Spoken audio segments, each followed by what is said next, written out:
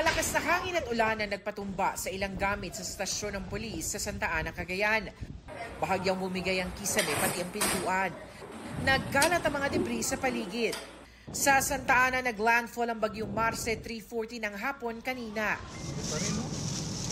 Hinagupit din ang bayan ng Gonzaga kung saan maraming poste ang tumagilid. Nakalaylay na rin ang mga kable sa kalsada at halos tangayin na. May natumba ring puno. Winasiwas din ang hangin ng mga puno sa dalampasigan na sinabayan ng paghampas sa malalaking alon sa baybayin. Ang kalapit na mga bahay at paaralan, pinasok na rin ng daluyo. Talaga malakas naman ang alon, ma'am. Nakasanayan namin na dito, ma'am. Naglipara naman ang mga yero mula sa ilang bahay at isang establishmento. Malakas din ang ulan sa Kamalanyugan kaya halos umabot na sa katuturan Mabangok Bridge ang tubig. Sa ngayon, mahigit 5,000 pamilya ang nasa mga evacuation center pero may ilan pa rin na ayaw iwan ang kanilang mga bahay. Natatakot kaming iwanan tong mga bahay namin, ma'am. Nawala naman ang supply ng kuryente ang ilang bayan sa probinsya habang pahirapan naman ang komunikasyon sa Calayan. Binayo rin ang malakas na hangin ng ilang lugar sa Ilocos Norte. Bukod sa panakanakang pag-ulan, tila tinutulak na malakas na hangin ng ilang sasakyan sa bayan ng Pasukin. Ganyan din ang naranasan sa ilang bahagi ng Pagudpud. Binabantayan ng mga opisyal ng barangay ang lakas ng alon. Isang seawall naman ang natipag dahil sa lakas ng hampas ng alon ng dagat. Kaya ang mga guro sa Pagudpud National High School nangangambang madamay ang bakod ng paaralan dahil malambot ang lupa nito. Malakas na hangin at pabugso-bugsong ulan naman ang bumungad sa Baguio City, kaya zero visibility sa mga kalsada.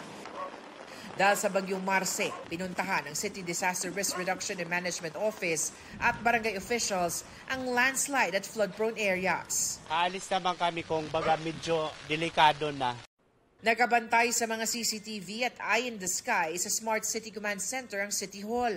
Nakatutok din sila sa City Camp Laguna, flood-prone rin, kaya nakahanda na lahat ng rescue at survival equipment. Mga responders natin, last count namin kahapon, we have around 1,300. Yan. So composite na to from the Barangay Disaster Council, from our BCPO, from our fire. Yan. Tapos may mga volunteers din tayo. Sa kabila ng mga pag-ulan, bukas ang Baguio para sa mga turista. Bayad na po yung booking. Bayad na po yung bus, tsaka Airbnb. So, kahit po may bagyo, go lang. Dahil sa tuloy-tuloy na ulan na dala ng bagyong Marce at maging nitong nararanasan ngayon na makapal-kapal na fog, isinara na itong bahaging ito ng Cannon Road.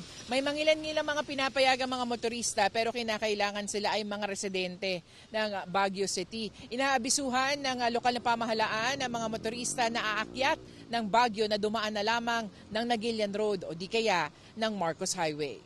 Kasi nga may problema nga dun sa foundation pa. Tinetest pa nila yung foundation.